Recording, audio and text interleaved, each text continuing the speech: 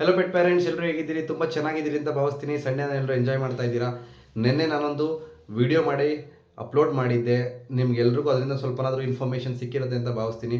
ಸಿಕ್ಕಿದೆ ಅಂದರೆ ನೀವು ಅಂದ್ಕೊಂಡ್ರೆ ಸಾಲದು, ನನಗೂ ಗೊತ್ತಾಗಬೇಕಲ್ಲ ನಾನು ಯಾವ ಥರ ಕೆಲಸ ಮಾಡ್ತಾ ಇದ್ದೀನಿ ಅಂತ. ದಯವಿಟ್ಟು ಕಮೆಂಟ್ ಸೆಕ್ಷನಲ್ಲಿ ಕಮೆಂಟ್ ಮಾಡಿ. ಏನಾದರೂ ತಪ್ಪಿದರೆ ಹೇಳಿ, ಸರಿ ಇದ್ದರೆ ಅಪ್ರಿಷಿಯೇಟ್ ಮಾಡಿ. ಅಥವಾ ಇನ್ನೇನಾದರೂ ವಿಷಯ ಬೇಕು ಅನ್ನೋಂಗಿದ್ರೆ ನೀವು ಹೇಳಿದ್ರೆ ನಾನು ಅದ್ರ ಮೇಲೆ ಇನ್ನೂ ಖುಷಿಯಾಗಿ ವಿಡಿಯೋ ಮಾಡ್ತೀನಿ. ಮೊನ್ನೆ ನಾನು ವಿಡಿಯೋ ಮಾಡಿದಾಗ ಕಣ್ಣಿಗೆ ಸಂಬಂಧಪಟ್ಟಂಗೆ ಒಂದೆರಡು ಪಾಯಿಂಟ್ ಬಿಟ್ಟೋಗಿದೆ, ಅದನ್ನು ಹೇಳ್ತೀನಿ ನಿಮಗೆ. ಹೌದು, ನಾಯಿಗಳ ಕಣ್ಣು ನಮ್ಮ ಕಣ್ಣು ಥರನ ಅಂತ ಕೇಳಿದ್ರೆ ಖಂಡಿತವಾಗ್ಲೂ ಇಲ್ಲ. ನಾಯಿಗಳ ಕಣ್ಣು, ಅದ್ರ ದೃಷ್ಟಿಕೋನ ಮತ್ತು ಅದು ನೋಡೋಂಥ ನೋಟ, ಕಾಣಿಸೋಂಥ ಕಲರ್ಗಳು ಬೇರೆ ಬೇರೆಯೇ. ಹೌದು, ನಾಯಿಗೆ ಕಾಣಿಸೋದು ಮೂರೇ ಕಲರು. ಒಂದು ಬ್ಲೂ, ಒಂದು ಯೆಲ್ಲೋ, ಇನ್ನೊಂದು ಗ್ರೇ ಕಲರ್ ಅಥವಾ ಗ್ರೇ ಶೇಡ್ಸ್ ಅಂತ ಹೇಳ್ಬೋದು ನಾವು. ಹೌದು, ನಾಯಿ ಕಾಣಿಸೋದು ಮೂರು ಕಲರು. ಮೊದಲನೇದು ಹಳದಿ ಬಣ್ಣ, ಎರಡನೇದು ನೀಲಿ ಬಣ್ಣ, ಮೂರನೇದು ಬಂದು ಬೂದು ಬಣ್ಣ. ಈ ಮೂರೇ ಕಲರ್ಸು ನಾಯಿಗೆ ಕಾಣಿಸೋದು. ಹೌದು, ನಾವು ನೋಡೋ ಥರ ಪ್ರಪಂಚ ಕಾಣಿಸೋದಿಲ್ಲ ನಾಯಿಗಳಿಗೆ. ಆಮೇಲೆ ನೋಟದ ವಿಷಯಕ್ಕೆ ಬಂದರೆ, ಅಂದರೆ ಡಿಗ್ರಿ ವಿಷಯಕ್ಕೆ ಬಂದರೆ, ನಮಗಿರೋದು 180 ಡಿಗ್ರಿ. 180 ಡಿಗ್ರಿ ಅಂದರೆ ಇಲ್ಲಿವರೆಗೂ ಅಥವಾ ಹಿಂಗೆ ಆಗಲ್ಲ. ನಮ್ಮ ಕಿವಿಗಳನ್ನ ನಾವು ನೋಡೋದಕ್ಕಾಗಲ್ಲ. ಸೊ ನಾಯಿಗಳದ್ದು ಎಷ್ಟು ಡಿಗ್ರಿ ಅಂತಂದರೆ 250 ಡಿಗ್ರಿ. ಎಸ್, ಸತ್ಯ. ನಾಯಿಗಳಿಗೆ ಕಾಣಿಸೋದು 250 ಡಿಗ್ರಿ. 250 ಡಿಗ್ರಿ ಅಂದರೆ ನೀವು ಇಮ್ಯಾಜಿನ್ ಮಾಡ್ಕೊಳ್ಳಿ, 360 ಡಿಗ್ರಿಗೆ ಪೂರ್ತಿ ತಲೆ ಎತ್ತಿ ಇಟ್ಕೊಳ್ಳಿ. 250 ಡಿಗ್ರಿವರೆಗೂ ನಾಯಿಗೆ ಆರಾಮಾಗಿ ಕಾಣಿಸುತ್ತೆ. ಇದಿಷ್ಟು ಕಣ್ಣಿಗೆ ಸಂಬಂಧಪಟ್ಟಂಗೆ. ಸೊ ಒಬ್ಬರು ವೀವರ್ ನಮಗೆ ಪ್ರಶ್ನೆನ ಕೇಳಿದ್ದಾರೆ, ಯಾಕೆ ನಾಯಿಗಳು ಟೂ ವೀಲರ್ಗಳನ್ನ, ಕಾರ್ಗಳನ್ನ, ಕಸದ ಗಾಡಿಗಳನ್ನ ಮತ್ತು ಡೆಲಿವರಿ ಗಾಡಿಗಳನ್ನ ಜಾಸ್ತಿ ಅಟ್ಸ್ಕೊಂಡು ಹೋಗುತ್ತೆ, ಯೂಶ್ವಲಾಗಿ ಅಟ್ಸ್ಕೊಂಡು ಹೋಗುತ್ತೆ, ಯಾಕೆ? ಸೊ ಇದಕ್ಕೆ 3-4 ಥರ ರೀಸನ್ಸ್ ಇದೆ. ನಾನು ಮೊದಲನೇದಿಂದ ಶುರು ಮಾಡ್ತೀನಿ. ಸೊ ನಾನು ನಿಮ್ಗೆ ಮುಂಚೆನೇ ಹೇಳ್ದಂಗೆ, ನಾಯಿಗಳು ತೋಳದ ಜಾತಿಯ ನೆಕ್ಸ್ಟ್ ಜನ್ರೇಷನ್, ತೋಳದ ಜಾತಿಗೆ ಸಂಬಂಧಪಟ್ಟಂಥ ಪ್ರಾಣಿಗಳು. ತೋಳಗಳು ಅಥವಾ ನಾಯಿಗಳು ಯಾವಾಗಲೂ ಗುಂಪಲ್ಲಿ ಬದುಕ್ತವೆ. ಗುಂಪಲ್ಲಿ ಬದುಕ್ತವೆ ಅಂದರೆ ಗುಂಪೊಬ್ಬ ರಾಜನೂ ಇರಬೇಕು, ಮತ್ತು ಗುಂಪು ಅದರದ್ದು ಏರಿಯಾ, ಅದರ ಟೆರಿಟರಿ ಎಲ್ಲಿವರೆಗೂ ಇರುತ್ತೆ ಅಂತ ನಾಯಿಗಳು ಮೊದಲೇ ಮಾರ್ಕ್ ಮಾಡಿಟ್ಟಿರ್ತವೆ. ಹೌದು, ನಾಯಿಗಳು ಟೂ ವೀಲರ್ಗಳ ಮೇಲೆ ಮಾರ್ಕ್ ಮಾಡಿರ್ತವೆ, ಅಂದರೆ ಉಚ್ಚೆ ಮಾಡಿರ್ತವೆ, ಕಾರ್ಗಳ ಮೇಲೆ ಉಚ್ಚೆ ಮಾಡಿರ್ತವೆ, ಮರಗಳ ಮೇಲೆ ಉಚ್ಚೆ ಮಾಡಿರ್ತವೆ, ಎಲ್ಲ ಕಡೆನೂ ಉಚ್ಚೆ ಮಾಡಿ ಅದೊಂದು ಝೋನ್ ಅಂತ ಅವು ಕ್ರಿಯೇಟ್ ಮಾಡ್ಕೊಂಡಿರ್ತವೆ. ನಮ್ಮ ಕಣ್ಣು ಕಾಣಿಸ್ತಾ ಇರ್ಬೋದು, ನಮ್ಮ ಮೂಗಿಗೆ ಗೊತ್ತಾಗದೇ ಇರ್ಬೋದು, ಬಟ್ ನಾಯಿಗಳು ಈಸಿಯಾಗಿ ಕಂಡುಹಿಡಿತವೆ ನನ್ನ ಝೋನ್ ಯಾವುದು, ನನ್ನ ಝೋನ್ ಎಲ್ಲಿವರೆಗೂ ಇದೆ ಅಂತ. ಸೊ ಪ್ರತಿಯೊಂದು ನಿಲ್ಲಿಸಿರೋ ಗಾಡಿ, ಕಾರ್ಗಳ ಮೇಲೆ, ಮರಗಳ ಮೇಲೆಲ್ಲ ಉಚ್ಚೆ ಮಾಡಿದ್ದಾಗ ಏನಾಗುತ್ತೆ ಅಂದರೆ, ಬೇರೆ ಗುಂಪಿಂದ ಅಥವಾ ಬೇರೆ ಜಾಗದಿಂದ ಯಾವುದೇ ಒಂದು ಟೂ ವೀಲರ್ ಬಂದರೂ, ಕಾರ್ ಬಂದರೂ, ಅದ್ರ ಉಚ್ಚೆ ಸ್ಮೆಲ್ ಇದ್ದೇ ಇರುತ್ತೆ. ಸೂನ್ ಅದು ನಿಮ್ಮ ಇದ್ರ ಟೆರಿಟರಿನ ರೀಚ್ ಆಗಿದ ತಕ್ಷಣ ನಾಯಿಗೆ ಏನಾಗುತ್ತೆ, ನಮ್ಮ ಗುಂಪಿಗೆ ಯಾವುದೋ ಬೇರೆ ನಾಯಿ ಬಂತು ಅಥವಾ ಬೇರೆ ಯಾವುದೋ ಡಾಮಿನೆನ್ಸ್ ಬರ್ತಾ ಇದೆ ಅಂತ ಏನು ಮಾಡುತ್ತೆ, ಎಲ್ಲ ಅಲರ್ಟ್ ಆಗ್ತವೆ, ಅದನ್ನ ಹಚ್ಕೊಂಡು ಹೋಗಕ್ಕೆ ಶುರು ಮಾಡ್ತವೆ. ನಾವೇನು ಮಾಡ್ತೀವಿ, ಎಕ್ಸ್ಲೇಟ್ ಇನ್ನೂ ಜಾಸ್ತಿ ಕೊಡ್ತೀವಿ, ಎಲ್ಲ ಒಂದು ಕಡೆ ಹೋಗಿ ಬೀಳ್ತೀವಿ, ಇಲ್ಲ ಇನ್ನೊಂದೇನೋ ಆಗುತ್ತೆ. ಸೊ ಆಮೇಲೆ ನೀವು ಇನ್ನೊಂದು ಅಬ್ಸರ್ವ್ ಮಾಡಿರ್ಬೋದು, ನಾಯಿಗಳು ಸ್ವಲ್ಪ ದೂರದವರೆಗೂ ಮಾತ್ರ ಬರ್ತವೆ, ಅದಾದಮೇಲೆ ಬರೋದೇ ಇಲ್ಲ, ಅಲ್ಲಿ ನಿಂತೋಗ್ತವೆ. ನೀವು ಪಡೆದು ನೀವು ಹೋಗ್ತಾ ಇರ್ತೀರಿ, ಅದ್ರ ಪಡೆದು ಅಲ್ಲಿ ಉಳ್ಕೊಂಡ್ಬಿಡುತ್ತೆ. ಸೊ ನಾಯಿಗಳು ಈ ಟೂ ವೀಲರ್ಗಳನ್ನ ಚೇಂಜ್ ಮಾಡೋದಕ್ಕೆ ಕಾರಣ ಇದು. ನೀವು ಇನ್ನೊಂದು ಕ್ವಶನ್ ಕೇಳ್ಬೋದು, ನಾಯಿಗಳು ಯಾಕೆ ಕಾಲೆತ್ತೇ ಉಚ್ಚೆ ಮಾಡ್ತವೆ? ಪಪ್ಪಿಗಿದ್ದಾಗ ಕೆಳಗಡೆಯಿಂದ ಮಾಡ್ತಾ ಇರ್ತವೆ, ಮತ್ತು ಹೆಣ್ಣಾಯಿಗಳು ಕಾಲಿಗೆ ಉಚ್ಚೆ ಮಾಡೋದಿಲ್ಲ ಅಂತ ಕೇಳಿದ್ರೆ, ಟೆರಿಟರಿನ ಯಾವತ್ತೂ ಕಾಪಾಡೋದು ಬಂದು ಗಂಡು ನಾಯಿಗಳು ಯಾಕೆ ಕಾಲಿಗೆ ಉಚ್ಚೆ ಮಾಡ್ತವೆ? ನೆಲದ ಮೇಲೆ ಉಚ್ಚೆ ಮಾಡಿಬಿಟ್ಟು ಟೆರಿಟರಿ ಮಾರ್ಕಿಂಗ್ ಮಾಡ್ಕೋಬೋದಲ್ಲ ಅಂತ ನೀವು ಕೇಳಿದ್ರೆ ಖಂಡಿತವಾಗ್ಲೂ ಇಲ್ಲ. ನೀವು ಕೆಳಗಡೆ ಉಚ್ಚೆ ಮಾಡಿದಾಗ ಏನಾಗುತ್ತೆ, ಬೇಗ ಅಳಿಸೋಗುತ್ತೆ. ಸೊ ಇಲ್ಲಿ ಉಚ್ಚೆ ಮಾಡಿದಾಗ ಇನ್ ಕೇಸ್ ನೀರು ಬಿದ್ದರೂ ಕೂಡ ಕೆಲವು ಜಾಗಕ್ಕೆ ಅದು ರೀಚ್ ಆಗೋಕ್ಕಾಗಲ್ಲ. ಸೊ ಹಂಗಾಗಿ ನಾಯಿಗಳು ಕಾಲೆತ್ತಿ ಉಚ್ಚೆ ಮಾಡೋದು. ಇದು ಟೆರಿಟರಿಗೆ ಸಂಬಂಧಪಟ್ಟಂಗೆ. ಈ ವಿಷಯ ಬಂದು ನಾಯಿಗಳು ಯಾಕೆ ಟೂ ವೀಲರ್ನ ಚೇಂಜ್ ಮಾಡ್ತವೆ ಅದಕ್ಕೆ ಮೊದಲನೇ ಪಾಯಿಂಟು.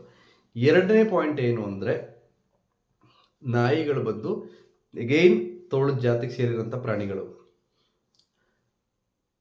ಈ ಒಂದು ಟೂ ವೀಲರು, ಒಂದು ಕಾರು ಅಂದರೆ, ಕಾರ್ ಹತ್ರ ಶಬ್ದ ಇದೆ, ಕಾರು ಸ್ಪೀಡಾಗಿ ಹೋಗ್ತಾ ಇದೆ, ಕಾರು ಕಾಣಿಸ್ತಾ ಇದೆ.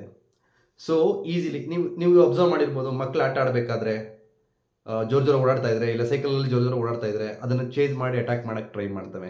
ಸೊ ನಿಮ್ಮ ಮನೇಲಿ ನಾಯಿಗಳಿದ್ರೆ ನೀವು ಅದನ್ನು ಖಂಡಿತವಾಗ್ಲೂ ಸರಿ ಮಾಡ್ಕೊಳ್ಳೇಬೇಕು.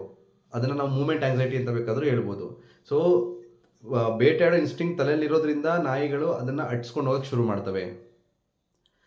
ಸೊ ಅಟ್ಸ್ಕೊಂಡು ಹೋಗೋಕ್ಕೆ ಶುರು ಮಾಡ್ತವೆ. ಈ ಆ ಝೋನ್ ಬಿಟ್ಟಿದ ತಕ್ಷಣ ನಿಂತೋಗ್ತದೆ, ಅದೇನು ಅವಶ್ಯಕತೆ ಇರೋದಿಲ್ಲ. ಓಕೆ, ಸೊ ನಿಮ್ಮ ಮನೇಲಿ ನಾಯಿಗಳನ್ನ ಸಾಕಿದರೆ ಇದು ಭಾಳ ಎಚ್ಚರಿಕೆ ಕೊಡಬೇಕಾದಂಥ ವಿಷಯ. ನೀವು ಮೂಮೆಂಟ್ ಆ್ಯಂಗ್ಸೈಟಿನ ಸರಿ ಮಾಡಲೇಬೇಕು. ಮೂಮೆಂಟ್ ಆ್ಯಂಗ್ಸೈಟಿನ ಹೆಂಗೆ ಸರಿ ಮಾಡಬೇಕು ಅಂದರೆ ಲೀವ್ ಕಮಾಂಡ್ ಕಳಿಸ್ಕೊಡಿ. ಅಕಸ್ಮಾತ್ ಚೇಸ್ ಮಾಡ್ತಾ ಇದ್ದರೆ come back, recall command must and should ಎಲ್ಲ ಪೆಟ್ಸ್ಗೂ ಗೊತ್ತಿರಲೇಬೇಕು. ನೀವು ಕಲಿಸಲೇಬೇಕು. ನಿಮಗೆ 100 ಸಲ ಅದು ಫೇಲ್ಯೂರ್ ಆಗ್ಬೋದು, 101ನೇ ಸಲಕ್ಕೆ ಅದು ನಿಮಗೆ ಮತ್ತೆ ಸಕ್ಸೀಡ್ ಆಗೇ ಆಗುತ್ತೆ. ಆದರೆ ಯಾವುದೇ ಕಾರಣಕ್ಕೂ ನೀವು ಇದನ್ನೆಲ್ಲ ಮಾಡಬೇಕಾದ್ರೆ ವಿತ್ ರಿವಾರ್ಡೇ ಮಾಡಬೇಕು. 100 ಸಲನೂ ವಿತ್ ರಿವಾರ್ಡೇ ಮಾಡಿ. ನಿಮ್ಗೆ 101ನೇ ಸಲ ಅದು ಕೆಲಸಕ್ಕೆ ಬರುತ್ತೆ. ನೀವು ವಾಪಸ್ ಸುಮ್ಮನೆ ಕರಿತಾ ಇದ್ರೆ ಏನು ನಿಮಗೆ ಇನ್ಫೋರ್ಸ್ ಇಲ್ಲ ಅಂದರೆ ನಾಯಿ ಬರೋದಿಲ್ಲ. ಇನ್ಫೋರ್ಸ್ ಇಟ್ಕೊಂಡು ನಾಯಿಗೆ ಮೊದಲು ರೀಕಾಲ್ ಕಲಿಸಿ, ಮತ್ತು ಲೀವ್ ಕಲಿಸಿ, ಅಥವಾ ಇಗ್ನೋರ್ ಕಲಿಸಿ. ಇಗ್ನೋರು ಲೀವು ಎಲ್ಲ ಹೆಂಗೆ ಕಲಿಸ್ಬೇಕು ಅನ್ನೋಂಗಿದ್ರೆ ನೀವು ನನ್ನ ಕಮೆಂಟಲ್ಲಿ ಹೇಳಿ, ನಾನು ಅದ್ರ ಬಗ್ಗೆ ಒಂದು ವಿಡಿಯೋ ಮಾಡಿ ಖಂಡಿತವಾಗ್ಲೂ ಹಾಕ್ತೀನಿ. ಓಕೆ, ಸೊ ಇದು 2ನೇ ವಿಷಯ ಆಯಿತು. ಸೊ ಬೇಟೆಯಾಡೋ ಇನ್ಸ್ಟಿಂಕ್ಟ್ ಇರೋದ್ರಿಂದ ಅದು ಹಟ್ಸ್ಕೊಂಡು ಹೋಗ್ಬೋದು ಅಂತಲೂ ನಾನು ಹೇಳಿದೆ. 3ನೇದು ಬಂದು ನಾಯಿಗಳು ಯಾವುದಾದ್ರೂ 2 ವೀಲರ್ ಅಥವಾ ಕಾರಲ್ಲಿ ಒಂದು ಪ್ಯಾಕಲ್ಲಿರೋ ಬೇರೆ ನಾಯಿಗಳನ್ನ ಆಕ್ಸಿಡೆಂಟ್ ಆಗಿರೋದನ್ನ ವಿಟ್ನೆಸ್ ಮಾಡಿದರೆ ನಾಯಿಗಳು ಹಟ್ಸ್ಕೊಂಡು ಹೋಗೋ ಸಾಧ್ಯತೆ ಇದೆ. ನಿಮ್ಗೆ ಇನ್ನೂ ಒಂದು ವಿಷಯ ಹೇಳ್ತೀನಿ, ನಾಯಿಗಳಿಗೆ ನೆನಪಿನ ಶಕ್ತಿ ಇಲ್ಲ. ಹೌದು, ನಾಯಿಗಳಿಗೆ ನೆನಪಿನ ಶಕ್ತಿ ಇಲ್ಲ. ಬಟ್ ಅದನ್ನು ಯಾವ ವಿಷಯದ ಜೊತೆ ಅಸೋಸಿಯೇಟ್ ಆಗಿರುತ್ತಲ್ಲ ಮತ್ತೆ ಆ ವಿಷಯ ನಡೆದ್ರೆ ನಾಯಿಗೆ ಈಸಿಯಾಗಿ ಗೊತ್ತಾಗ್ಬಿಡುತ್ತೆ, ನೆನಪಾಗ್ಬಿಡುತ್ತೆ. ಮೆಮೊರಿ ಇಲ್ಲ ಅಂತಲ್ಲ, ನೆನಪಿನ ಶಕ್ತಿ ಇಲ್ಲ. ಮೆಮೊರಿ ತುಂಬ ಚೆನ್ನಾಗಿದೆ ನಾಯಿಗೆ, ಆದರೆ ನೆನಪಿನ ಶಕ್ತಿ ಇಲ್ಲ. ಹಂಗಾಗಿ ಆ ದೃಶ್ಯ ಮತ್ತೆ ಏನಾದರೂ ಅದು ಕಣ್ಣಿಗೆ ಕಾಣಿಸಿದ್ರೆ ಅದೇನು ಮಾಡುತ್ತೆ, ಅದು ಬೇಗ ರಿಯಾಕ್ಟ್ ಆಗುತ್ತೆ ಅದಕ್ಕೆ. ಸೊ ಹಂಗಾಗಿ ನೀವು ನಿಮ್ಮ ಮನೇಲಿ ಸಾಕಿರೋ ನಾಯಿಗಳನ್ನ ಸ್ವಲ್ಪ ವ್ಯವಸ್ಥಿತವಾಗಿ, ಅಂದರೆ ನಾನೇನು ಹೇಳ್ತೀನಿ ಅಂದರೆ, ಈಗ ನಾಯಿ ಮರಿನ ನೀವು ತೊಗೊಂಡ್ರೆ ಒಂದು ಒಬಿಡಿಯನ್ಸ್ ಟ್ರೈನಿಂಗ್ ನೀವು ಮಾಡಲೇಬೇಕು. ಅದು ನೀವು ನನ್ನ ಹತ್ರ ಮಾಡಿಸ್ತೀರೋ, ಇಲ್ಲ ಇನ್ನೊಬ್ರ ಹತ್ರ ಮಾಡಿಸ್ತೀರೋ, ಇಲ್ಲ ಯಾರ ಕೈಲಾದರೂ ಮಾಡಿಸಿ, ಇಲ್ಲ ನೀವೇ ವಿಷಯನ ತಿಳ್ಕೊಂಡು ನಿಮ್ಮ ನಾಯಿನ ಟ್ರೈನ್ ಮಾಡಿದ್ರೆ ಅದು ತುಂಬ ಒಳ್ಳೆಯ ವಿಷಯ. ಹೌದು, ನೀವು ವಿಷಯಗಳನ್ನ ಹುಡುಕಿ ನೀವು ನಾಯಿಗೆ, ನಿಮ್ಮ ಪೆಟ್ಟಿಗೆ ನೀವು ಕಲಿಸಿದ್ರೆ ಅದು ತುಂಬ ಒಳ್ಳೆಯ ವಿಷಯ. ಕಲಿಸಿ. Obedience training must. Still dog wild ಆ್ಯನಿಮಲ್ಲೇ, ನಿಮ್ಮ ಜೊತೆಲಿದೆ, ಡೊಮೆಸ್ಟಿಕೇಟೆಡ್ ಆಗಿದೆ, ಹೌದು, ಆದರೆ ಸ್ಟಿಲ್ ನಾಯಿಗಳು ವೈಲ್ಡ್ ಆ್ಯನಿಮಲ್ಲೇ. ಸೊ ಅವಕ್ಕೆ ನಮ್ಮ ಜೊತೆಲಿ ಹೆಂಗಿರಬೇಕು ಅಂತ ನಾವು ಕಲಿಸ್ಕೊಡ್ಬೇಕು. ಸೊ ನಾನು ತುಂಬ ಇನ್ಸಿಡೆಂಟ್ಸ್ನ ನೋಡಿದ್ದೀನಿ. ಯಾರಾದರೂ ಲಿಫ್ಟಿಂದ ಆಚೆ ಬಂದ ತಕ್ಷಣ ಅಟ್ಯಾಕ್ ಮಾಡೋದು, ಅಥವಾ ಯಾವುದಾದ್ರೂ ಮಕ್ಕಳು ಮರಿ ಓಡಾಡ್ತಾರೆ ಹಟ್ಸ್ಕೊಂಡು ಹೋಗೋದು, ಇದನ್ನೆಲ್ಲ ಮಾಡ್ತವೆ. ಹೌದು, ನಾಯಿ ಮಾಡುತ್ತೆ, ನಾಯಿಗಿರೋ ಬುದ್ಧಿನೇ ಅದು. ನೀವು ನಿಮ್ಮ ಮನೇಲಿ ಹೆಂಗಿರಬೇಕು ಅಂತ ನೀವು ಕಲಿಸ್ಕೊಡಿ. ನಾಯಿ ಶೂ ಕಿತ್ತಾಕ್ತಾ ಇದೆ, ನಾಯಿ ಸೋಫಾ ಕಿತ್ತಾಕ್ತಾ ಇದೆ, ನಾಯಿ ಇಯರ್ಫೋನ್ ಕಿತ್ತಾಕ್ತು, ನಾಯಿ ಚಾರ್ಜರ್ ಕಿತ್ತಾಕ್ತು, ಐ ಎನರ್ಜಿ ಇದೆ, ಅರ್ಥ ಮಾಡ್ಕೊಳ್ಳಿ. ತುಂಬ ಎನರ್ಜಿ ಇದೆ. ಎನರ್ಜಿನ ಡ್ರೈನ್ ಮಾಡ್ಬೇಕು ನಾವು. ಎನರ್ಜಿನ ಡ್ರೈನ್ ಮಾಡಿಲ್ಲ ಅಂದರೂ ಕಷ್ಟ. ಮತ್ತು ಈ ಹಟ್ಸ್ಕೊಂಡು ಹೋಗೋದ್ರಲ್ಲಿ ಎನರ್ಜಿನೂ ನಿಮಗೆ ಇನ್ಕ್ಲೂಡ್ ಆಗುತ್ತೆ. ನಾಯಿಗಳು ಸುಮ್ಮನೆ ಬೊಗಳ್ತಾ ಇದೆ ಅಂದರೆ ಎನರ್ಜಿ ಇದೆ ಬಾಡಿಯಲ್ಲಿ ಅಂತ. ಅದಕ್ಕೆ ಸ್ವಂತವಾಗಿ ಎನರ್ಜಿನ ಡ್ರೈನ್ ಮಾಡೋಕ್ಕೆ ಅದು ಬೊಗಳ್ತಾ ಇದೆ. ಕೆಲವು ಸಲ ನೀವು ನೋಡಿರ್ಬೇಕು, ಹಿಂಗಿಂದ ಹಂಗೆ ಓಡುತ್ತೆ, ಹಂಗಿಂದ ಹಿಂಗೆ ಓಡುತ್ತೆ, ಝೂಮಿಕ್ಸ್ ಅಂತ ಹೇಳ್ತಾರೆ. ಹಿಂಗಿಂದ ಹಂಗೆ ಓಡ್ತಾ ಇರುತ್ತೆ ಜಾಸ್ತಿ, ಸಿಕ್ಕಾಬಟ್ಟೆ. ಅದರ ಅರ್ಥ ನಾಯಿಗೆ ಮೈಯಲ್ಲಿ ಹೈ ಎನರ್ಜಿ ಇದೆ. ಅದು ಆ ಎನರ್ಜಿನ ಕಂಟ್ರೋಲ್ ಮಾಡೋಕ್ಕಾಗ್ತಾ ಇಲ್ಲ. ದಯವಿಟ್ಟು ಚೆನ್ನಾಗಿ ವಾಕಿಂಗ್ ಮಾಡಿಸಿ, ಚೆನ್ನಾಗಿ ಎಕ್ಸಸೈಸ್ ಮಾಡಿಸಿ, ಆವಾಗ ಪೆಟ್ಟು ನಿಮಗೆ ಬಿಹೇವ್ ಮಾಡೋಕ್ಕೆ ಶುರು ಮಾಡುತ್ತೆ. ಪೆಟ್ಟಿಗೆ ನೀವು ಮನೆಗೆ ತೊಗೊಂಬಂದಿದ ತಕ್ಷಣವೇ ಅದರದ್ದು ಊಟದ ಜೊತೆಲಿ, ಒಳ್ಳೆ ಆಹಾರದ ಜೊತೆಲಿ ಒಳ್ಳೆ ಎಕ್ಸಸೈಸ್ ಕೊಡಬೇಕಾಗಿದ್ದು ಒಬ್ಬ ಒಳ್ಳೆ ಪೆಟ್ ಪೇರೆಂಟ್ಸ್ ರೆಸ್ಪಾನ್ಸಿಬಿಲಿಟಿ. ಅದ್ರ ಜೊತೆಲಿ ಬೇಸಿಕ್ ಎಜುಕೇಷನ್ ಕೊಡಬೇಕಾಗಿರೋದು ರೆಸ್ಪಾನ್ಸಿಬಿಲಿಟಿ. ನನ್ನ ಕೇಳೋದಾದರೆ, ನೀವು ಏನೇನೆಲ್ಲ ನಾಯಿ ಕಲಿಸ್ಬೇಕು ಅನ್ನೋಂಗಿದ್ರೆ, ರೀಕಾಲ್ ಕಲಿಸ್ಬೇಕು, ಕಮ್ ಕಲಿಸ್ಬೇಕು. ಬಾ ನನ್ನ ಹತ್ರ. ರೀಕಾಲ್ ಅಥವಾ ಕಮ್ ಎರಡೂ ಒಂದೇ ಆಗುತ್ತೆ. ಸಿಟ್ಟು, ಹ್ಯಾಂಡ್ಶೇಕ್ ಯಾಕೆ ಕಲಿಸ್ಬೇಕು ನೀವು ಕೇಳ್ತಾರೆ. ನಾಯಿ ನಮ್ಮನ್ನು ಗ್ರೀಟ್ ಮಾಡಬೇಕಾ? ಖಂಡಿತವಾಗ್ಲೂ ಇಲ್ಲ. ಯಾವ ಪ್ರಾಣಿನೂ ತಮ್ಮ ದೇಹನ ಇನ್ನೊಬ್ಬರಿಗೆ ಹ್ಯಾಂಡ್ ಓವರ್ ಮಾಡೋದಿಲ್ಲ, ನೀವು ತಿಳ್ಕೊಂಡಿದ್ರೆ.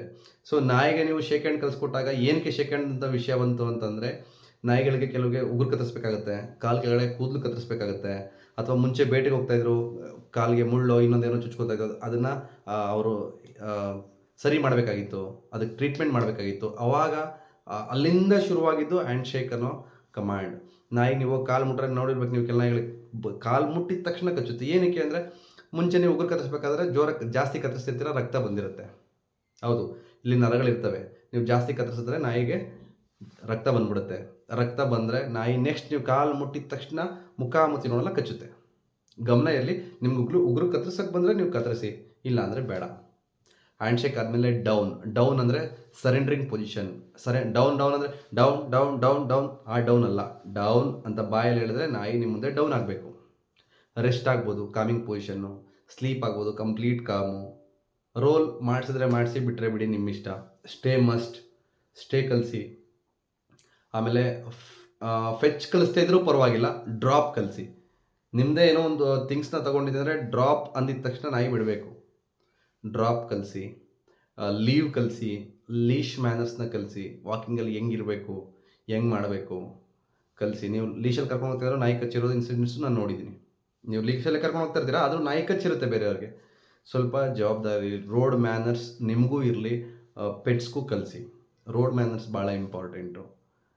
ಇನ್ ಕೇಸ್ ನಿಮಗೆ ಈ ರೋಡ್ ಮ್ಯಾನರ್ಸಲ್ಲಿ ಅಥವಾ ಲೀಶ್ ಮ್ಯಾನರ್ಸಲ್ಲಿ ನಿಮಗೆ ವಿಷಯ ಗೊತ್ತಾಗ್ತಾ ಇಲ್ಲ ಅಂದರೆ ಯಾರದಾದರೂ ಎಕ್ಸ್ಪರ್ಟ್ಸ್ದು ನೀವು ಹೆಲ್ಪ್ ತೊಗೊಂಡು ಕಲಿಸಿ.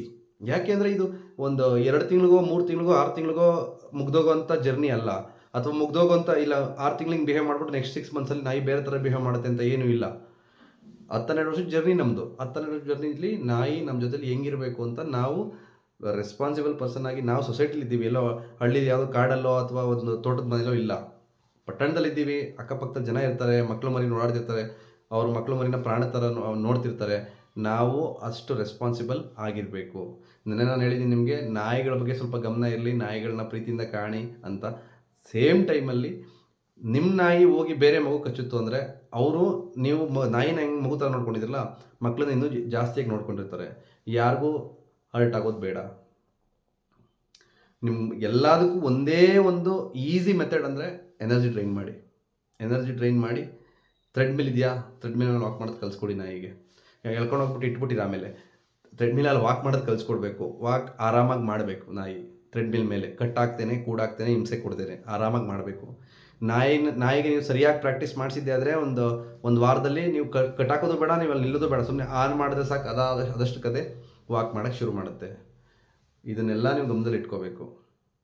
ಸೊ ನಾಯಿಗಳು ಯಾಕೆ ಚೇಸ್ ಮಾಡ್ತವೆ ಅನ್ನೋ ವಿಷಯಕ್ಕೆ ನಿಮಗೆ ನನಗೆ ಗೊತ್ತಿರೋಷ್ಟು ಇನ್ಫಾರ್ಮೇಷನ್ನ ಕೊಟ್ಟಿದ್ದೀನಿ. ಬೇರೆ ಏನಾದರೂ ಡೌಟ್ಸ್ ಇದ್ದರೆ ನೀವು ನನಗೆ ಕಮೆಂಟ್ ಸೆಕ್ಷನಲ್ಲಿ ಹೇಳಿ, ಈ ಡೌಟ್ ಇದೆ, ಇದನ್ನ ಹೆಂಗೆ ಮಾಡಬೇಕು, ಅಥವಾ ಈಗ ಹೇಳಿರೋ ಕಮೆಂಟ್ಸಲ್ಲಿ ಯಾವುದಾದ್ರೂ ಗೊತ್ತಾಗ್ತಾ ಇಲ್ಲ ಅಂದ್ರೂ ನೀವು ನನಗೆ ಕೇಳ್ಬೋದು. ನಾನು ನಿಮಗೆ ಡೆಫಿನೆಟಾಗಿ ಹೇಳ್ಕೊಡ್ತೀನಿ ಯಾವ ಕಮಾಂಡ್ನ ಹೆಂಗೆ ಮಾಡಬೇಕು ಅಂತ. ನಾನು ನೆಕ್ಸ್ಟ್ ವೀಡಿಯೋದಲ್ಲಿ ನಿಮಗೆ ಬೇರೆ ವಿಷಯನ ನಾನು ಕವರ್ ಮಾಡಬೇಕಾ, ಅಥವಾ ನೀವೇ ಯಾವುದಾದ್ರೂ ವಿಷಯ ಕೊಡ್ತೀರಾ ಮಾತಾಡೋದಕ್ಕೆ, ನೀವು ಡಿಸೈಡ್ ಮಾಡಿ ನನಗೆ ಹೇಳಿ. ಅಥವಾ ನೀವು ಯಾರು ಹೇಳಿಲ್ಲ ಅಂದರೆ ನಾನೇ ಇನ್ನೊಂದು ವಿಷಯ ತಗೊಂಡು ನಾನು ವಿಡಿಯೋ ನಾಳೆ ಮಾಡ್ತೀನಿ. ನಿಮಗೆ ಕೊಟ್ಟಿರೋಂಥ ಇನ್ಫಾರ್ಮೇಷನ್ ಮೇ ಬಿ ನನಗನ್ಸೋ ಮಟ್ಟಕ್ಕೆ ನಿಮಗೆ ಸ್ವಲ್ಪನಾದರೂ ನಾಲೆಡ್ಜ್ ಬಂದಿರುತ್ತೆ ಅಂತ ಭಾವಿಸ್ತೀನಿ. Thank you so much. Thank you. Bye.